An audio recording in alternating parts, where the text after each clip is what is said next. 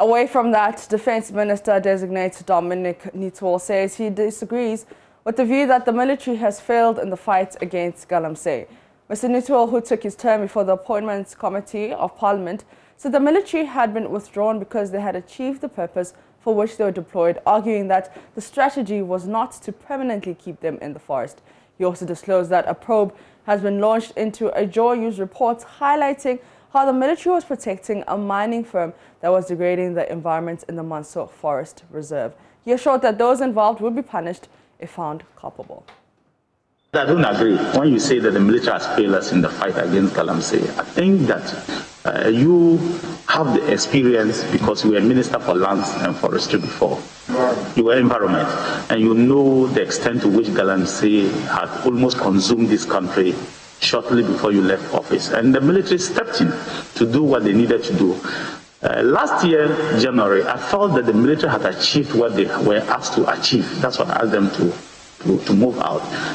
Like you stated before yesterday, galamsey has been with us for a long time, but it is the nature of the current system where we go and use excavators to destroy our water bodies, to destroy the environment that is posing the problem. But for our local people who go and use cutlasses and hoes to just go and collect some small minerals, I don't think that should have been a problem for us. We don't want also to keep your military in the forest.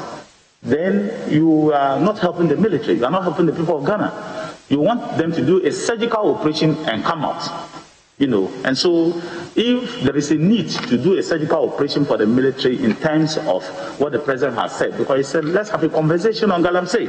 So if there's a need to do a surgical operation, the military will do a surgical operation and come out. But I am not in favor of keeping the military in the forest for a very long time to fight galamsey activities. I think that's not the best way to go. And I think that the nation will support me on that call. Investigation into this immediately, because like I said, on 31st January 2020, I issued a cabinet directive to the armed forces that no member of the armed forces is expected to be seen in any forest area except for 2 areas.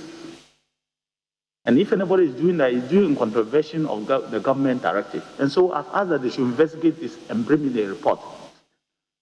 The Chief of Army Staff has given his response. The GOC, General Commanding Officer, has given his response.